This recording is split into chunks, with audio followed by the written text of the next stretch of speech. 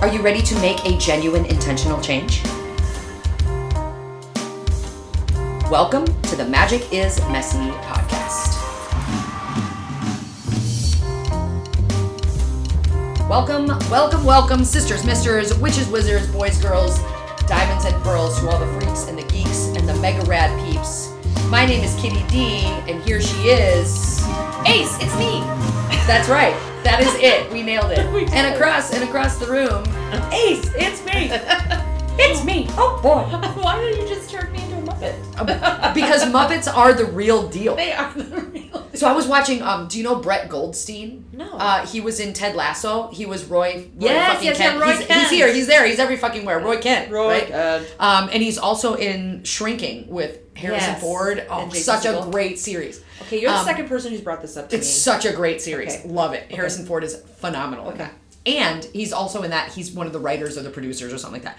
So Brett Goldstein, Richard and I were going to bed last night. We're watching his comedy special. Mm-hmm. And he was talking about how, love this country because y'all have Sesame Street.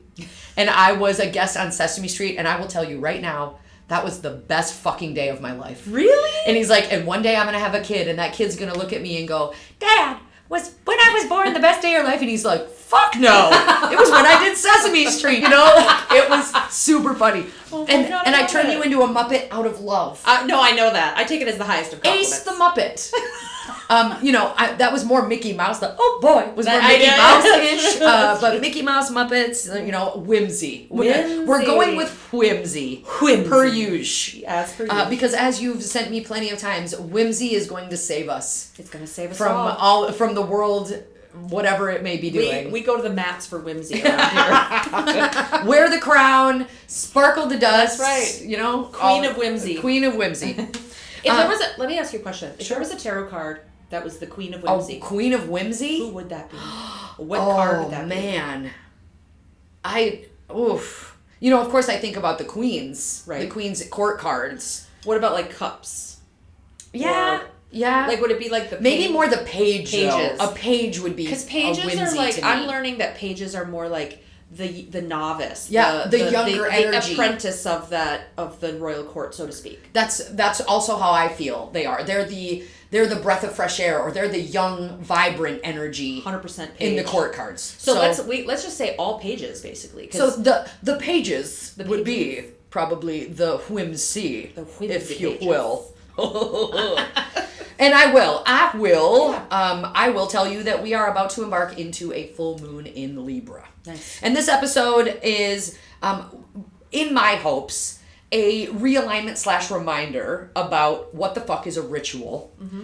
And also a breakdown of where we currently are at in the cosmos, which is Aries sun season mixed with the axis or opposition of the Libra energy. Okay. In the full moon, right? Okay. We are in Earth Sandwich coming up on April 1st. Happy Fool's Day. Happy Fool's Day. Fool's Day, Fool's Journey Day. Yes. And when you have this axis of Aries and Libra, it is the axis of me, the first sign of the zodiac, Aries, being all about let's go, let's get shit done, passion, determination, motivated. It's kind of like that toddler energy. When you want something, you're just going to go for Hell it. yeah. Right?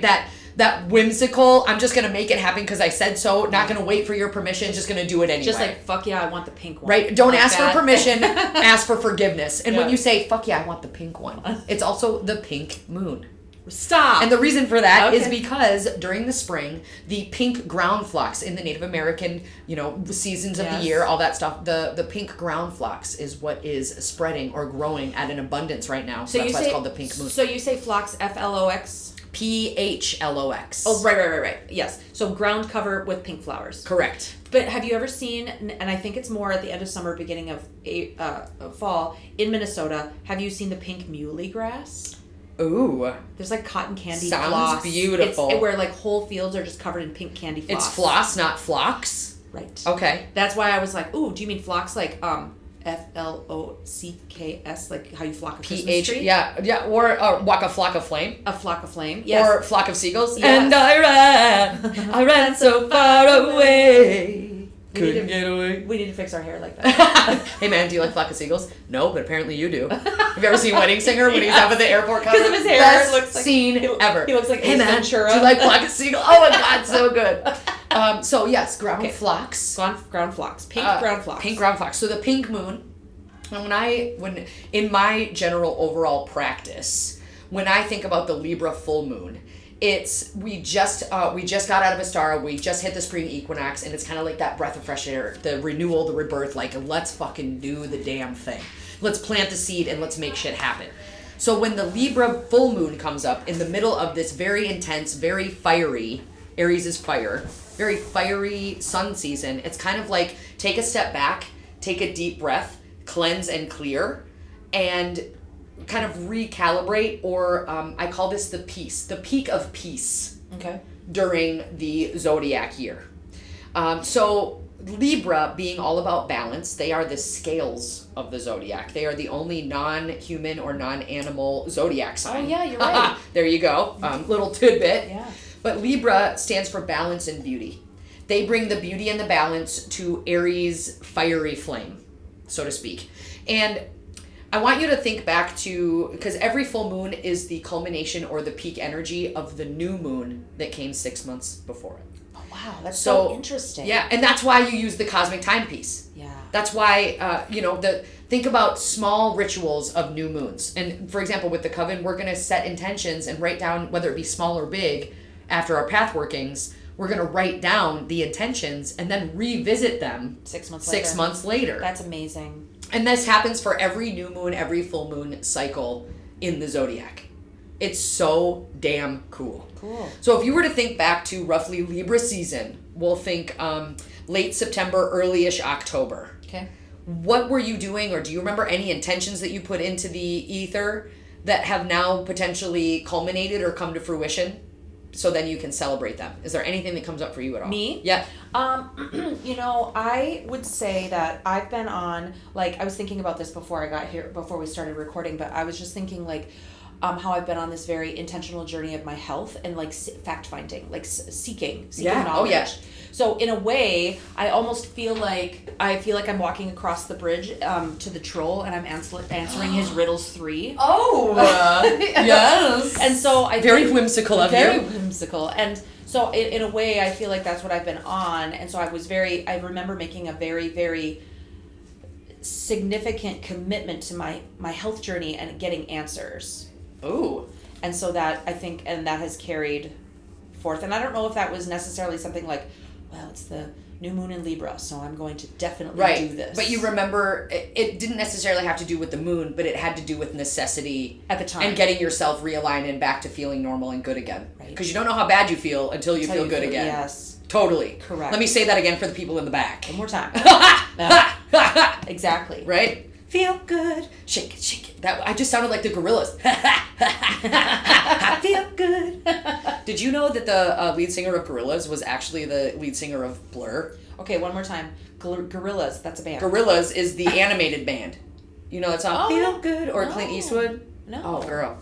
Yeah. I think I don't know. So a Gorillas is an animated gorilla band. Gorillas with a Z is an animated band of cartoon characters. Are they gorillas? No, they're not. They're just What? called Gorillas. I would sign up for that. it's I would super cool. show up to the Gorillas and I'd say, "Where are the fucking gorillas?" Gorillas were just on Saturday Night Live.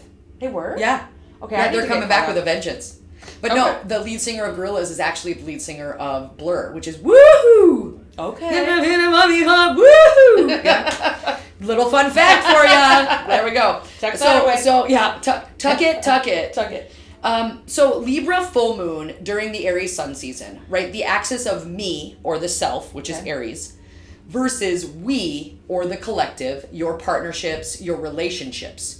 So during this full moon, some things may be illuminated when it comes to your partnerships, or maybe how you've been playing small. Yes. Libra, being the scales, always wants everyone to be heard or seen or acknowledged, always wants to keep the peace, fairness, equality, always wants equilibrium. Is it like people pleaser energy? Bingo, bango, nailed it. Okay. Right? And this is something that I'm currently looking at big time. Well, my youngest, my 16-year-old daughter is a huge people pleaser, and she's 100% a Libra. Also very bringing up indecisiveness. during Libra full moon as well, or any Libra time of the moon. I feel like, and this is just me speaking, take what you need, the rest you can leave. I feel like when I'm indecisive, it's because I'm legitly, intentionally waffling or waiting or, hoping that the universe will figure it out for me. Yes. When in actuality, choosing is the choice. Of course. Where especially during Libra full moon or Libra new moon, anything along those lines, if you've been holding back speaking your truth in a relationship, Libra is an air sign, which is all about words, all about speaking our message into the ether. And a lot of the times we as silly motherfucking humans, like to not speak our truth or swallow down our truth in order to regulate other people's emotions. When in actuality, I just went through this thing literally this fucking morning where I'm doing a reflection and they're just like, what was the fucking thing that hit me across the brain? My truth is not dictated by your mood. Oh man. Or I won't allow my truth to be manipulated by your mood, or right? Your emotions, or something like that. And it was like, oh, yes. And when you look at partnerships, relationships, not only to yourself, because Aries is self, it's all about being assertive, being independent, doing it with authority, right? On the complete flip side of that, it's commitment, it's compromise. It is being willing to see where you are, like you said, playing small or people pleasing or keeping yourself contained in a cage. In a cage to make sure other people's moods, emotions the boats are not rocked. Got you. Right? Yes. Where during Libra full moon, if there's anything you take from this episode, sisters, misters, witches, wizards, is choosing during Libra full moon. Choosing is the spell. Choosing to make a choice is the spell. I love that. Instead of waiting. That's the suburbs. I don't know if you know the suburbs, by the way. When you are waiting or waffling, it is the choice that you're making rather than allowing the universe to fulfill it. Right now is the culmination of energy and the peak for you to handle it on your own for yourself. Yeah. If that connects. Yep. That's what the opposition is really giving you a space for. Okay. So when you think about Libra, seeing both sides of a situation, that's what the scales are all about. Who are you pleasing? Okay. And how can you make that more balanced when yourself is the answer? Oh. Right? Just something to chew simmer, on. to gnaw on. Right? And speaking your truth doesn't have to be with malice. I think a lot of us, or the witch wound will say, the systemic holding down of women would say, don't speak up, or you're to be seen, not heard, or if you can't say anything nice, don't say anything at all. Or how many idioms have we been told, or have we been pumped with from a young age? Yes. Where speaking your truth for a woman is usually you're being a bitch. Type of an energy, right? Yes. Where maybe bitch is the answer. Maybe bitch is the answer. The other thing I wanted to clarify too is that, I know people who would call themselves blunt. Blunt is great. Okay? Blunt is great. I love blunt.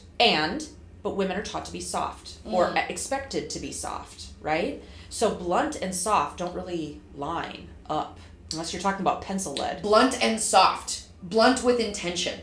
Yes. Right? It may not be bitch. Let's call it witch. I'm being a witch. Yeah. And I'm staking my claim and I'm taking my power back and I'm fucking saying a boundary and sticking to it. I think if we can reformulate blunt with authentic, if we can reframe that and call it authenticity and honesty.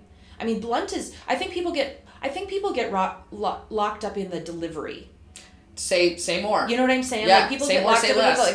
Like if somebody if I've noticed, like if some people don't want to be reflected, if people don't want them to see, and if you were to say, hey, did you do you know that you do that? Yeah. And they don't want to be seen that way, then that feels like an attack. Sure. Even if you're coming at somebody with love. And I still think that as a general rule, a lot of people go, well, that was a really bitchy things to say. That was a really blunt thing to say. And it's like, but was it honest though? Did they really say it in intention to hurt you, or did they just call it out? Sure. And I think if we can reframe how we deliver information to people and understand that we're not, like, some people I think are like, well, I'm going to tell the truth. I'm blunt. That's just how I am. It's like, well, you don't get to hide behind being an asshole though.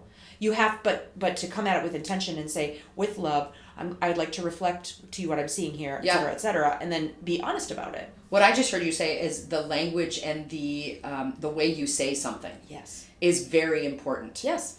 And being blunt, being honest, being vulnerable, being authentic does not necessarily mean the same as being a bitch or being an asshole or being rude. Right. When you mentioned, because words are spells. Yes. And the way that you package them and bring them forward, like Richard and I talk about this all the time. Yeah.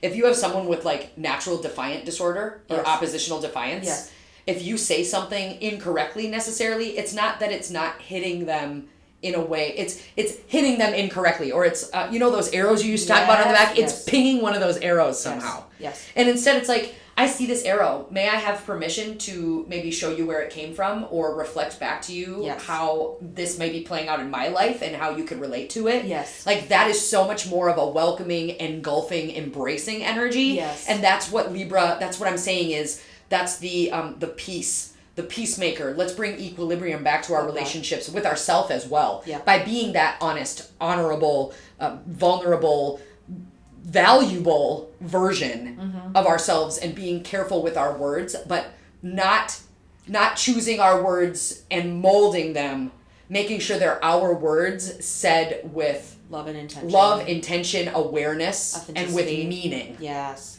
With a certain goal versus attached to it. sugarcoating it so the person doesn't freak out. Bingo. Yeah. You know how much candy I've fed to people in my life? Oh. Girl. Candy the Candyman. We both went there. Everything he makes satisfying and delicious. You know it. You can even eat the dishes. Oh yeah, the Candyman. Edible dishes. Yes, I please. love it. Take me to the Wonka.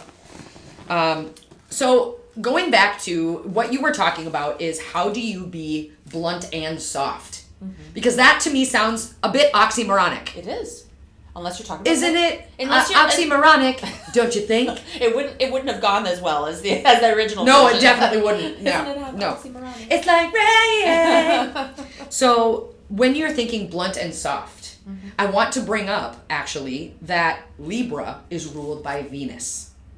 Venus, or my OG Aphrodite, same, different, Greek, Roman and Greek, she is the embodiment of grace and beauty and love, right? Whereas Aries is the emperor, Mars, the structure, the force potentially, right? The leader, the planet of war. Okay. Where the general. Yeah, sure. Someone who is the stand in the power type of energy. Yeah. So when you're marrying Aries and Libra, your Mars with your Venus, there is room for blunt and soft at the same time. Love. Right? Loving honesty. Can you think of any, like, off the top of your head, can you think of any archetypes, like, aside from Venus and Aries and all that? Are there any, like, examples that you can think of, like in a film or a television show or a celebrity, how they present, or can you think of anybody? That's a great question, and I would love to challenge listeners. What is the archetype? Would occupy? I'm sure you would. How about Freddie Mercury? Would he occupy? I'm sure he would as well. Right? I'm just asking. What archetype does that bring up for you, or what role model, or what person comes to mind when you think, and it could be someone very important to you as well. What person in your mind brings honesty and honor? Yes. As well as, this truth. Yes. Surrounded with compassion. Yes. Compassionate truth. Yes. And that's what this and not watered down. And exactly, not watered down, not sugar coated, candy coated, just exactly as it is. Yes. And then you react to it the way that you choose to, depending on how you process or engage with that information. Love it. So one thing that I want to point out is that every single full moon is the culmination, is a celebration, is a peak energy point. So we may be feeling a lot of emotions during this, maybe around relationships and needing them to be equal, or maybe around how you've been holding back. Hold back, stand back. How you've been holding back your honesty, your truth, your authenticity in your relationships to make them easy rather than make them effective. Oh. Okay. Ooh. Sucker, what? Okay. Yeah. Oh, yeah. And if you were to take tarot, yeah, right? If you were to take tarot during this time, it's the Emperor for Aries, and Libra is justice. Yes.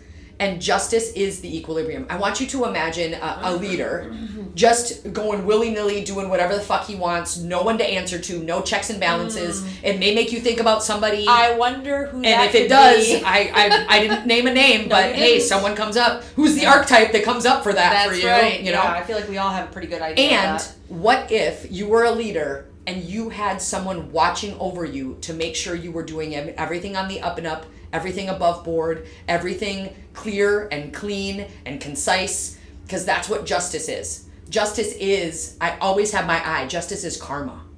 Yeah. Right? And when the justice card comes up to me, it begs me to always ask, like, what is my karma right now? Do I feel like what I've been sending out is in malice or in a lower vibration or in a space that I wouldn't enjoy it coming back to me? So when you have the Emperor and Justice together, it is this space to lead with Aries that is being given a balanced energy in which to work with, so that you stay neutral and you stay honest to yourself and true to yourself. If that connects at all. That connects, 100%. Yes. What else do I want to talk to you about with Libra? We got the pink moon.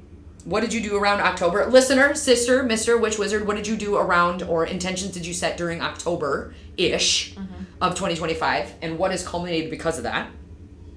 And in this area of full moon, how can we keep the peace, Libra, while also bringing attention to our needs, Aries? Okay. And how can we balance those? Right. Keeping the peace with standing in your truth of your needs. Right. Bingo. That's the opposition that we're currently looking at. Okay. Now, one thing that I wanted to bring, and the reason we wanted to do this podcast is because I think, and would you still say that you are in a space of learning and gaining what witchcraft means to you, or what your practice means to you? It doesn't have to be called witchcraft. Your practice. Yeah. Which can literally be plugged into your own energy, bending energy to your will. Yes. Would you say that rituals are something that you embrace, that you're afraid of, that you need to reclaim? When I say the word ritual, what comes up for you? I think since we started working on this podcast, since I started digging more into the practice of witchcraft and my practice, I think I've become more aware of the rituals. Meaning, I think I've become like for example, my 16-year-old daughter, right? She was on the dance team last year. Mm-hmm. And my 16-year-old daughter is a wonderful many things. And she's autistic. So she often looks at the world from a different perspective than a lot of people. Different lens. But one of the things she'd say is, part of being on the dance team is you have to wear makeup, and they have you wearing a certain amount of makeup, and you have to wear this lip color and those lashes and all of those things, and so they all look the same. And she used to lament and be like, why do I have to wear makeup? And I said, well, honey, there's like a practical reason, right? She goes, I just think it's stupid that women have to wear makeup. And I said, well, they don't. When you're on the dance team, they want to be able to see your face from far away. For sure. So that's why you have makeup, and they want to make sure you all look the same. At least that's what they tell you. Yeah. Yes. They want you to all look the uniformity. same. But that's when you're in theater and performance, having some makeup on helps you be accentuate seen better. Yeah, 100%. And she was just like, well, I just don't like putting on makeup. I think it's just a waste of time. She said, I'm going to put on makeup and then 5 minutes later I wash it off. I said, well, that's what you do the dance team, of course, because you do one dance and then you go take your makeup off. I get it. But I said, but I like it because it's a ritual. For me, I get to sit down, I take 5 minutes for myself, or 10 or 15, depending. And I pet my face 100 times. I put on my skincare and I put this layer on and I put that layer on. And I pet my face 100 times. Yeah, and I get to sit there and I get to pet my face and have a moment of touch point of just and and then of course the thought processes then come back to the art of it, right? Like, how do I make this part stand out? How do I make this part go in? Like, how do I contour that? How do I do this? And not everybody has to do all that. The art of it. But I love the art of painting. It's painting on your face. Yeah. So I tell my artistic daughter who loves to draw, paint, all of those things, and I'll say to her, honey, it's just painting. It's just a different, it's my face is the canvas instead of it's a canvas. Did that reframe her? It Did it change the perspective a little bit? I think it did. I mean, I think it made her understand. I don't think that she's going to find the same enjoyment in that ritual of course. that. My youngest daughter, though, will definitely. She already is starting to see the benefit of that. But I just remember feeling at first. I remember when she asked me, she was like, "Oh, why do we have to wear makeup?" And I was just like, "Yeah, why do we have to wear makeup?" I'm like, "Wait, you don't. You don't. Yeah. I have so much joy in this ritual. It brings me down. It calms me down." Of course. And it's my way. And some people, "Oh, you're so good at it." And I say, "Well, that's because I just practice the ritual, but I'm not intending to be the and best that's your at practice. it." That's right. Those things that you're doing with intention, where you are present in the moment, right? And you use the word art. Yes. Ritual to me is the art of intention. Ritual. The art of intention. And it is truly an art. The way you make your coffee in the morning. Yes. The rituals and the sequence of gestures or words or actions, anything that you do in a certain order. Yeah. So kind of that like a brings pattern. you a space, or it brings you a container in which to be present. Yes. And grateful. I was going to say, I was just thinking about taking the dog for a walk, right? Sure. Your dog will tell you exactly what rituals you're doing. You know how I know that? Because when I get up at night to go to bed, I don't turn off lights, I don't do anything. I just get up and I blow out the candle, boom, she goes to her kennel. Well, and I'm learning that with Zola as well, right? When we say, all right, time for bed, like we let her lay down, we let her do certain things. We let her lay on the bed for a little bit, but she doesn't get to sleep on the bed because she has her own space. So I would say, are we ready to go? And then every morning, 4:45, the alarm goes off. She eats, she goes potty. And think about kids and dogs, how much they crave that structure. And patterns. They crave patterns because it's comfort. And how do we have these patterns in our lives that bring us comfort, but not allow them to turn into autopilot? Ooh. Because I think a lot of us do rituals that we're not even fucking aware of. Okay, all right. You got one? Do you know one? Can you want one that has turned into autopilot? One that's turned into autopilot. Like something that you were like, probably like, well, no, I've actually taken my shower rituals back. Okay. Before it used to be autopilot, and then we started talking about energetic hygiene and taking your shower time back or whatever. Yes. I would say I had a lot of autopilot ones that realigned and I reclaimed when we started thinking about energetic hygiene. Okay. Maybe driving is an autopilot. Oh, that's where I was gonna go with it. Driving is a super big autopilot for me. I am good. I'm just gonna put this out here in the intention verse. The intention verse. I'm gonna put this out. Sometimes I literally don't know how I got somewhere. You're not alone. Okay, but I just feel like ashamed kind of that, because I just feel like, do people know that I'm driving and I'm not really here? Like, you know what I mean? That's terrible. That's terrible. Like, anyway. No, I'm not going to hear speak you. the what if. And I'm not alone. Yes. I find myself when I lay my head down. When I lay my head down, all I seem to think about is you. How you make me wanna lean. Oh, sure, no.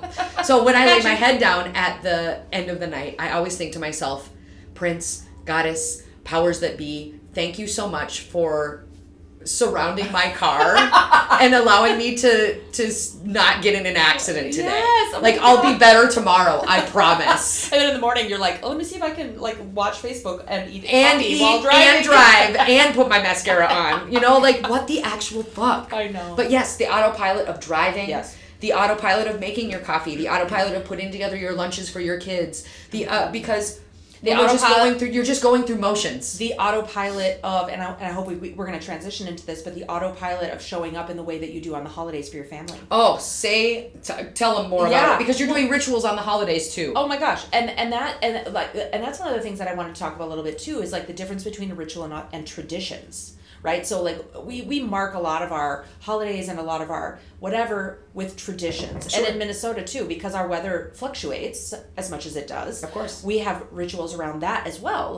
This is that time of year that we always start our gardening thing. Like, I just remember telling my husband just recently how how like I like to put flowers in pots on my deck. That's what I do. Ooh. And then I kill the flowers at the end, and then we start with fresh ones every year. So Sure. so my ritual is that and it's usually on Mother's Day or Memorial Day. Got it. Okay. Depending on the weather in Minnesota. Depending on the weather Sure. in Minnesota, those 2 days are the days that I celebrate this ritual of going to the greenery or the nursery. A lot of people have this tradition. Yeah. I know. You know how I know? Because I go on Mother's Day and Oh, and you Memorial sad Day. sack. So I'm trying. You poor unfortunate soul. Well, but here's what it is. The reason I know that is because I also, in addition to wanting beautiful, bountiful, gorgeous colored flowers on my deck, I also hate being around people that also want that. I'm sorry, twat. So, did you say? What? What I'm saying is, it's too peoply. I want to go and have like I want to go. Here's my vision, right? Come with me. Are you going to make this? I'm ready. tell you Take me through it. So Enroll this is what we're gonna do. I'm going to put on something flowy. I have to have something flowy on. Yeah, the hair has to be loose. Yep. I'm not even gonna go to the nursery. I'm gonna haunt it Oh. for a couple hours. All right. Okay. I want to go in there and I just want to like vibe with the flowers and all this stuff. I want to talk to him. Yeah, I want to like go and I want to. Yes. I want to go have I want to have a tea party? I want to create in my head like I'm gonna put you with you and it's gonna be yes. this whole magical visualize. moment. Yeah, I'm building a symphony of flowers, people. And there's always some kid out there like, Mom, Symphony. when can we leave? Mom, can I have a snack? Mom, and there's always some little old lady there that's tries to talk to me and I'm like, stop it. I don't want to just These gladiolus are so gorgeous. I know. What do you do for your? I'm like, I don't know, Karen. I don't. Yeah. Poor Karen. Poor Karen. But anyway, I want this ritual of having this, and I always choose the most people-y days to go. Okay. So now this year I told my husband, I'm not going on a people-y day. I want to go when nobody's fucking there. I'm going to go to Monday at 9 a.m. Oh, wow. And I want to go have my moment. And there'll be people, I'm sure. But Make a moment Monday, bitches. But maybe they'll be the same people as me and they'll leave me the fuck alone while I go and haunt the fucking nursery. That's how I think it's funny that you say haunt it. I going- just want to woo. I do. All over this bitch Can you for a imagine while. me like in a gauzy dress just floating Of above? course. And, like, Could I imagine it? Hell yeah. Can you imagine the people working there would be like, oh my god, that fucking ghost That is lady back. again. Yep. Monday, 9 a.m. Here we I'm go. like, she does spend Right about after Mother's Day. $400. Yep. Everything's been picked over and she gets the good She stuff just comes still. and floats Totally. in. But that is something that you now are doing with intention and making it into a ritual because the routines that you do, that is your practice. That becomes your practice. Whimsical intention. There you ritual. go. The art of whimsical intention. There you go. Or someone else called it poetry in the realm of acting. Ooh. Or acts. Yes. Like you're acting, but it's poetry. Oh, whatever you're acting I in love it. is poetry. That's magic right there. Right? I also believe that was beautiful. So these rituals, these intentions, what other, so you also brought up, and I want to pull this up too, what is the difference between ritual and tradition? Yep. I would think that ritual is something you do for yourself with your own practice, whereas a tradition is something that maybe you were handed down, maybe something you do with your family. Not saying that rituals couldn't. They are traditions. But I feel like when it's traditions you and your can be- energy, I think traditions can be rituals. No. can rituals be traditions? Can rituals be traditions? Yes. But I think that there's a combination. I think tradition is like, this is what somebody's always done. We always have turkey on Christmas. We always have turkey on Thanksgiving. But we have to remember that the turkey is not the ritual. It's part of the ritual. It's part of the tradition. Got it. The gathering with The gathering of family is the ritual. The tradition is the turkey. Correct. Oh. Don't you think? I can dig that. And I see that. And there may be meaningful behind the tradition. We always have turkey because there's just an abundance of turkey, so we keep the population down by eating turkey. Who knows? You know what I mean? There might be a scientific reason behind it.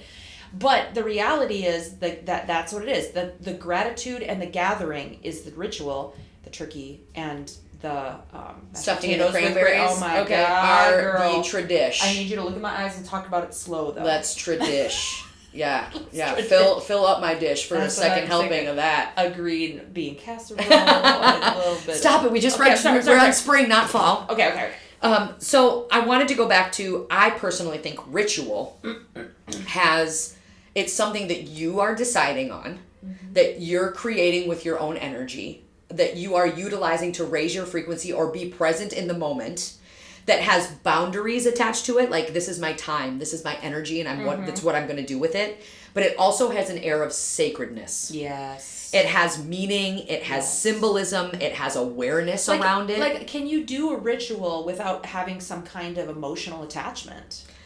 I don't. You don't have an emotional attachment? Well, here's the thing.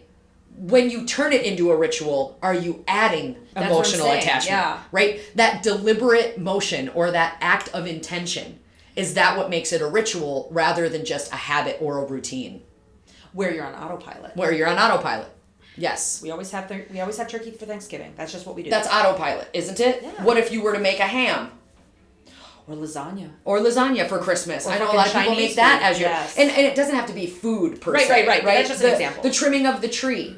Now, that has symbolism in it, but it's also a tradition. Yes. So a tradition is something that you do and cultivate with other people, or like I said, it's handed down, it's a family thing. Right. Whereas I think a ritual can be anything you take from your regular normal routine and give it deliberate action, emotion, awareness, and symbolism.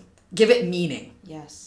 Like what we would do with trimming the tree, when I think, how can I make that tradition a ritual, right? When I think about trimming the tree, I think about how every year, and we do this because we enjoy the ritual, so it's a repetitive ritual, which also could look a lot like, but what we do is we put on the Christmas music, and we drink eggnog with nutmeg on top. Nom. And that's what we do when we trim the tree, and we've done it that way for years, and the kids expect that because that is the ritual. But trimming the tree is the tradition. We do the tree trim, but we do these pieces. You add more emotional, meaningful things into it. Because, rituals are usually done for ceremonial, habitual, some can say religious/spiritual purposes.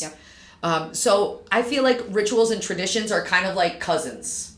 Agreed. Right? Yes. Where a lot of the times you don't choose your traditions, but they feel good to you in their comfort. Right. I feel like rituals are something you choose to continue 100%. because of the emotional meaning and symbolism of it. Agreed. So, 100%. with that, we've got we're at about halfway over with our time. I want to bring up some rituals that we can do for the Libra full moon, Aries axis, but also recalibrate and challenge those listeners. I'm talking to you, witch, wizard, sister, mister. Recalibrate and realign with our intentional rituals. Yeah. And giving you a challenge that starting small is where it's at, y'all. So the challenge is the smaller the better, bringing whimsy, meaning, purpose back to important parts of your life to pull back pieces of yourself. I love it. So that's the mini challenge for the Libra full moon. I love that. And also, what are things that you see in your life potentially that are routine that you want to maybe turn into a ritual?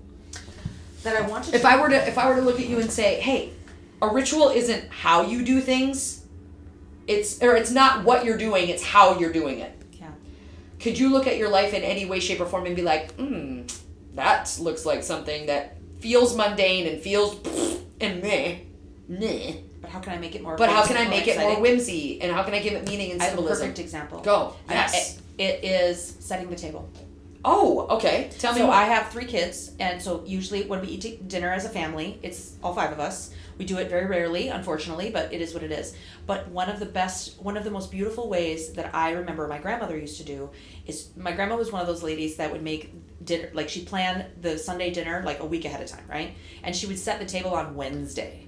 Like, grandma. Oh, wow. Those dishes are going to get dusty by Sunday. Oh, but she'd Wednesday. start fucking setting the table on Wednesday. And I remember just being mystified. Sweet little French, Canadian, Italian energy with that, and it was beautiful. And I think about how pretty dishes and centerpiece and a candle in the middle. Like, why don't we just have fancy dishes? Why don't we have pretty dishes that match? Why don't we have Why do we that only matches use the good china on Thanksgiving? That's right. And so I think there's something to be said about setting the table. Like, we have to set the table. But even, like, last night, we had dinner, my husband made dinner the other night, and we decided, and he made something in a cast iron skillet. My husband's magic wand is his cast iron skillet. That's what it is. I love it. And so he makes the stuff. Now, the cast iron skillet, moving the cast iron skillet from the kitchen to the table to serve out of is a bear? Is a bear. Okay. It's heavy and it's obnoxious. And nobody wants to get a serving dish out and pour what's in the cast iron skillet in the fucking serving dish. Nobody wants to make extra dishes, right? So what we do then is we leave it on there, and then people serve themselves buffet style in the kitchen, right? Okay, I can dig. And at the end of the day, in my opinion, then when you go back to the table, it just feels like, I went and got food, and here's the place where I'm going to eat it. Like, you know what I mean? As opposed to, please look at this beautiful environment I've made for us to like sit and enjoy the beauty in this and the magicalness of it, and the color of this candle is going to enhance the color of the fucking chicken you're eating, or whatever. Oh my goodness, you know what I mean? Like it you can get down as much as you want. And so last year I bought some adorable plates that had like daisies on them at Home Goods or whatever. Okay. And I just had this whole vision of how I wanted the whole table to just have like a daisy theme, like a summer daisy theme. And I'm not knocking it. I know. Sounds beautiful. And so I'm just like, I want to. Sounds like Leo season. That's what I'm saying.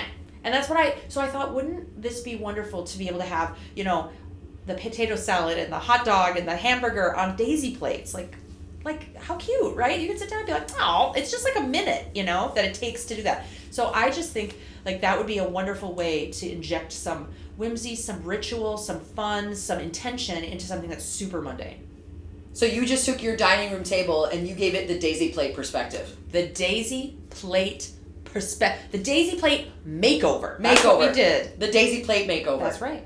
Because you are now looking at your dinner table as something that is a ritual you can do with your family, or could potentially turn it into a tradition, like every Sunday night. Like you just said, your grandma, when she'd make big meals, she'd do it on Wednesday because she wanted to gear up, or she wanted to psychologically get herself ready. Yeah, and she wanted to put the intention of, I love my people, I'm making this special food for them, I want them to feel beautiful, feel comfortable, I want everything to be perfect, I want everything to look the way I want it to, and I want to present my food in an artful way, in an artful fashion, to my people that I love, because I've been thinking about them all week. That gives it meaning and symbolism. And I'm going to tell you whatever, like my grandmother. Her food was dope, wasn't it? It tasted so fucking good. Dope as hell. She could have had hair in there, and I still would have been like, fuck it. There we go. I love it, Grandma. Love it, Gma. Mimi, this is really good. This is the good. And was it the best spaghetti on the planet? Probably not. I mean, my husband came into the situation. But you can tell it was made with love. That's what I'm saying. So, like, I remember when my husband first joined the family, we're like, you're going to be amazed at Grandma's spaghetti.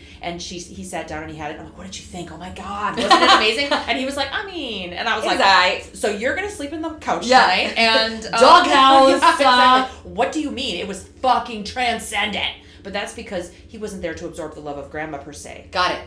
Or he didn't see it at the time. Sure. He wasn't privy to the tradition, which gave things, or wasn't privy to the ritual. Yes. Her ritual, which leads to the tradition, which brings Yes. the frequency of love, symbolism, togetherness, love, meaning. Yes, and got love. you, and intention. Yes, because that was an act of intention. Yep. Bingo. Done. I love that one. So now you're going to do the daisy plate perspective. I think makeover. so. Right. I think I'm going to do that. I think I would love to do it every time, and maybe someday I can. But right now, I'm one of those people also that this is a little bit of a side bay, but I am very intentional about how I physically present myself, but I have a harder time in my space. Okay. And maybe it's just from years of moving and having to move my space a lot. Years of, my husband was in the Navy, so every 3 years we lived in a different state, so that it was hard to like hunker down into a home. Okay? Sure. And I've got some baggage around that from my past too, but I've been meaning to call more loving intention and more personality into my home, because my home is, I have it's a place to chill, but there's not like a lot of art on the walls. There's not a lot of, you've been in my house. I mean, it's cozy, it's fine, cozy, it's but it doesn't really have a lot of my personality in it. Sure. Or my husband's, or anyone's really. Okay. So I'm trying to think, how can I bring more intentional personality into my house? And so maybe cute daisy dishes are the way to go. Just as more whimsy, girlfriend. More whimsy. Oh boy. Oh boy. Exactly. Well, and also you said when I'm trying to get ready, or when I'm trying to, you said something about putting on clothing and putting, you can make turning into or creating your identity or creating your vibration when you get ready in the morning. Like, how many of us accessorize, or how many of us put on lipstick, or how many of us put on a certain shirt or whatever? How many of us choose the same 4 fucking outfits and just keep washing them and rotating because they're comfortable, because, these are my sweatpants that I wear all fucking winter. Yeah. And then what does that do to your sense of self? Autopilot. And that's some of the autopilots that we do. And as we're coming out of, here in Minnesota, take what you need, the rest you can leave. As we're entering spring, there's this new sense of renewal. What if we tried to recalibrate? Just tiny little ticks. Yeah. That's all it takes, is taking your routine of autopilot and giving it so much more magical meaning. Yeah. That's what making a genuine intentional change is. That's right. Because your intention is the engine that keeps your practice your practice. I feel like a practice and a routine are completely different things. Agreed. Where a routine is, habitual. It's I have to do this. Yeah. It's autopilot, where your practice is your intention and your energy. I think the best way to know if something in your life is a routine or a practice is, do you remember doing it? Do you remember doing it, and are you present for it?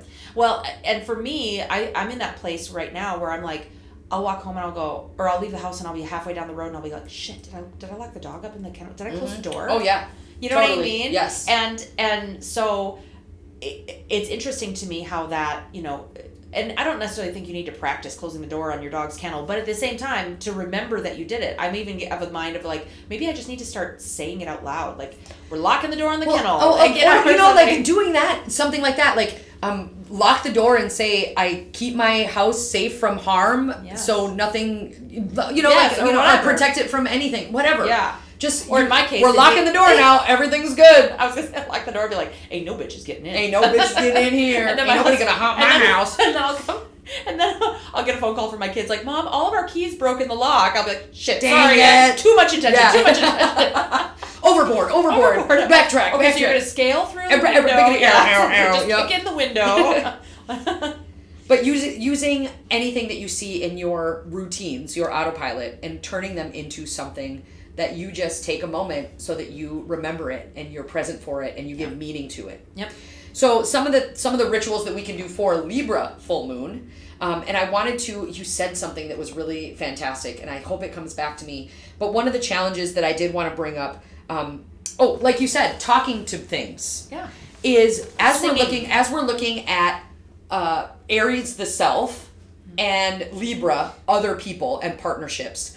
What would it feel like? And I've started to do this, and I wanted to share it with all you witches and wizards because it's been really fucking cool when I do it, is to speak about yourself in the third person.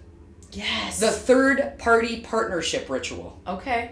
I want to finish sharing this, but I have something to add to this too. Yes. Don't let me forget. I want to download. Don't forget. So the third party ideal or perspective is I now speak, instead of I have a lot of shit to do today, it's Kitty has a lot of shit to do today. Mm-hmm. And Kitty has had a lot of shit to do before, and Kitty got through it then. Kitty's bomb, Kitty's badass, whatever. Because it takes emotion out of it, and you're looking at like C-spot run, C-spot go, yes. C-spot potty. And and you're like, oh, well, that's happening. And then you're looking at it from a different perspective and looking at it more for solution rather than more for emotion or getting stuck in what. So if you say, oh, I have a huge to-do list. It's like, I have a lot to do today. Yeah, it feels like just heaviness and or whatever. But if you say Kitty has a lot to do today, okay, so Kitty has a lot to do today. Yeah. And then what? Yeah. And so great, and she's gonna do it, and Kitty's gonna do it. Can I tell you a fun, whimsical way that actually I just started doing this out of nowhere? Do it. Okay, I can't even believe we're talking about this today because I've been doing Believe this. it. The universe is so great. Thank you more, please. Okay, so I have a cat in my house. Okay, Milo. Okay, and he's I think he must be my familiar. It doesn't matter. Anyway, so. What I've been doing is we'll have an episode about familiars too, by the way. Yes, when I'm at home alone and my families are gone and I'm getting ready for bed or I'm getting ready for work in the morning or I'm doing the things, I narrate to him. Oh, fantastic. I tell him everything I I'm have doing. heard this. And he has started following me around and talking to me. Like, if I come home from work and the house is quiet or everybody's sleeping or something, or I come home from a gig and everybody's sleeping, he will wait for me by the door and like he's sits like a little meatloaf, right on the stairs. And then I get home and I'm like, hey Milo, what's going on? And he follows me around the house and he wants to hear everything. Really? He does. And if I don't start talking to him because I'm trying to be quiet or something, he will like meow, like, hello, like, aren't you going to tell me what happened to you today? Yeah. And then, of course, I'm here to converse with you. Yeah. And then eventually, and the end of that ritual for him is me sitting down so he could be on my lap. Very nice. Isn't that funny? And then it kind of closes the conversation, if you will. It does. And that's super cute. And he looks at me like, oh, okay, yeah, for sure. Yep. What else? What else happened? Like, he wants to know everything. Like, I'll be in the bathroom and I'll be like, you're human, put a lot of makeup on today, like, blah, blah, blah. Like, I said, do you know your mom wears a lot of makeup? You do? Okay. And like, and he just looks at me with wonder in his eyes, like, yeah, you do wear a lot of makeup sometimes. Mom, I see you put it on. It goes, so if you're uncomfortable talking to yourself, you can talk to your cat, or I talk to Prince, or talk to Prince. I narrate my life in and now Prince, third person. Prince knows everything that's going on, and it's amazing. Like just this morning, I was like, Prince, Kitty needs to find the remote to the collar for Zola or something. Yeah, and I walk into the bathroom, and I thought to myself, I was like, I wonder if it's in my bathrobe, because I take the kids out, I take the pup out with my bathrobe on, and all of a sudden the lights flickered. Stop. Yeah, the lights flickered and I was like, oh, that's where it is. And I just trusted that that's where it is. I pick it up and I start feeling it and I was like, I don't feel anything. And then finally I was like, thanks, Prince. And it was just being present. Yeah. But like you said, narrating, the third party partnership, because like we said, we're bringing it back to ourself by being partners with ourself. And speaking to a version of ourselves that doesn't have the heaviness or the triggers or the things that get in the way of making moves. Yes. So the third party partnership spell, if you will, or ritual, because your brain does react different. Yes, the practice. Your brain does react differently to the way that you package language. Yeah. Like you're changing the spell of you're changing the inner monologue spell with that. But what's interesting is when I'm done with the ritual, so to speak, I never ask myself, did I take my meds before I went to did I take my meds? Did I lock the garage door? Like I never, because I tell him about it and I never remember. But if I do it on autopillet, then I'm consistently halfway down the street, I'll be halfway to work and I'll be like, fuck, did I turn that off? Yeah. You know what I mean? Yep, totally. So narrating it has created a sense of being more present to it as well. Yes. Okay. And bringing the cat in on the and journey. I'm hoping at some point he'll be like, listen, you forgot to lock the garage. All of a sudden, Binks comes out to play. Yeah. Or what was the one on Sabrina? What was his name? I don't know. Salem and Binks. Yeah. Who's Binks? Binks is from Hocus Pocus. Oh. Yeah. I need to get up on my Hocus It's okay. Pocus. It's cool, girl. It's cool. Okay. You know what? No judgment. No judgment. The second one I have is the love list. Okay. Another ritual you can do or you can do this quarterly, or you can do this once a month when it comes to partnerships or relationships that you have in your life. Write down all the people that you interact with, right? Mm-hmm. On a daily basis or a monthly basis, whatever. And then look at them and give yourself 3 options. Or maybe it's red light, yellow light, green light. Okay. Where, how do you feel when you're around them? How do you feel when you leave them? And it's almost like you're rating your relationships. Wow. To see which ones do I I have emotional overload, or which ones am I trying to? Oh my gosh! Which ones do I sugarcoat? Like 0 out of 5 stars. Would not recommend. Absolutely not. No, this dentist says no. I love that. So rating your relationships, and you know what? You deserve that. I would agree. And I don't think we do it enough. No. So if you're gonna do it any time during the year, it's during the full moon of Libra. I would say, because Aries, yourself, is the most important thing. Self-love is never selfish. Let me say it for the people in the back. Self-love is never selfish.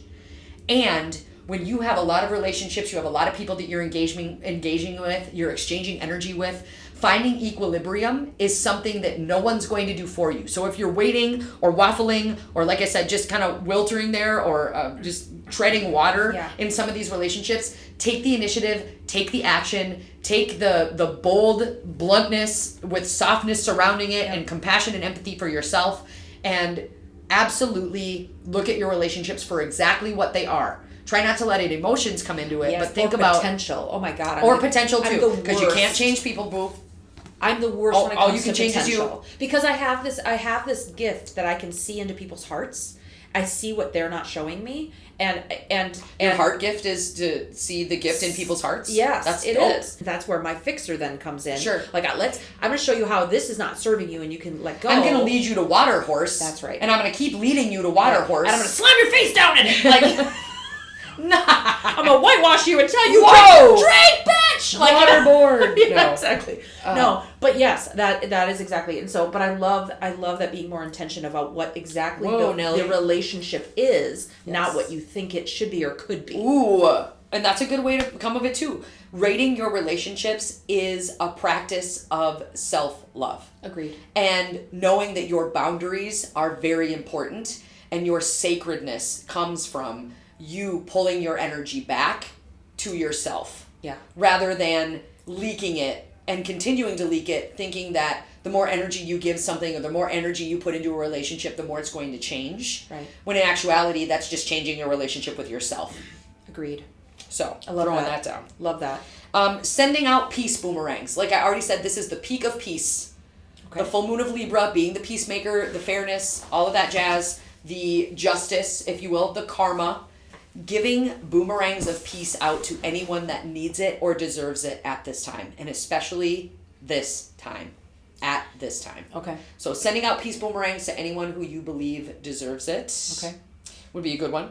Self-reconnection through beauty. As I already mentioned, Libra is a great Venus energy. Okay. And the only other Venus is Taurus. Right. So finding sensuality and reconnecting through art. Through creating something beautiful. Right? Because as Aries yourself, if you were to say, I am a creator, what do I want to create that is beautiful, that makes me reconnect to myself? Yes. And therefore finding that recalibration or finding that energy to put it back into what you love to do and finding beauty in that. And whimsy. Yep. That back to whimsy. Allow your inner child to play. Yes. Because Aries does have a very, I'll say childish in a whimsical, get it done kind of a way. Like that toddler energy where they're just ready to go and they're ready to play and they're ready to, this is exciting. And utilizing that energy to do something creative in the realm of beauty. I love it. Is a great one for Libra as well. Another one that you could do would be the justice ritual.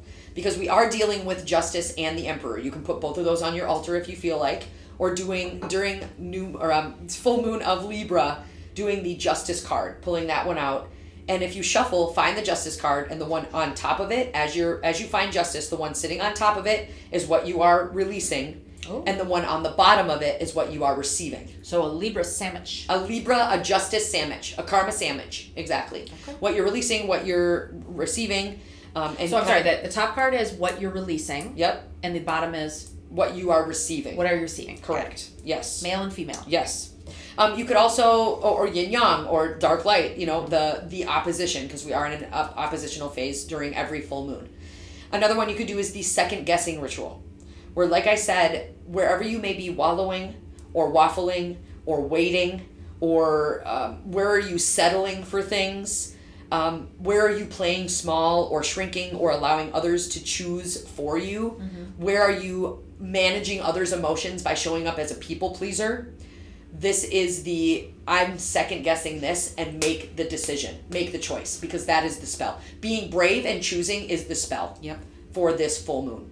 I love it. And then if you wanted to put something on your altar, another one I have for you, ladies and gents, sisters and misters, would be to utilize your fire and your words. Okay. So light 2 candles. One stands for you, one stands for other people or your relationships, and then place a rose quartz crystal in the middle of them.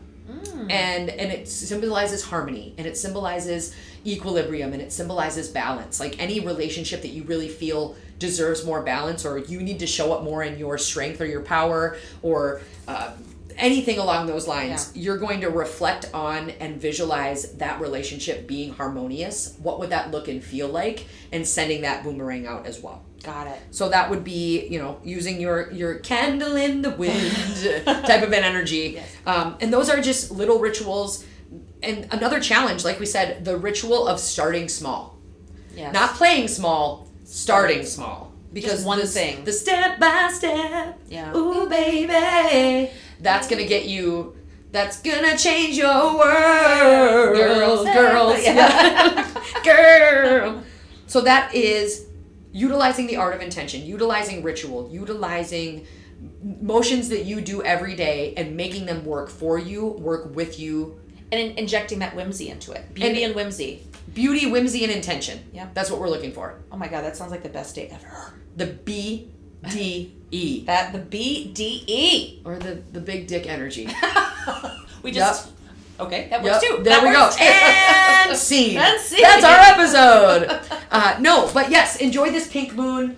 thank you so much, Ace. Is there anything else that you wanted to throw down about the culmination or anything you're celebrating or anything that you are putting into the ether that you want to say? I'm just excited. I'm excited for the wheel to keep turning. I'm excited to like Wheels in the sky keep on turning. Yeah, did we already do that one? We did. We did it for your poll. You pulled the that's Wheel of right. Fortune. But like, I'm just looking forward to the wheel keep turning, and oh my gosh, I am beyond excited about the coven. Yes. Next month. Yes. Yay. Coven. There are still a few spots available. We are still in the process of finding the people who deserve / need the main characters / are craving this coven space. The 4 pillars of the coven are pathworking. That's the structure. Mm-hmm. We have private meetings. You, every coven member and I have one-on-ones, which are tarot readings, could be therapy, whatever you need to simmer on for that month.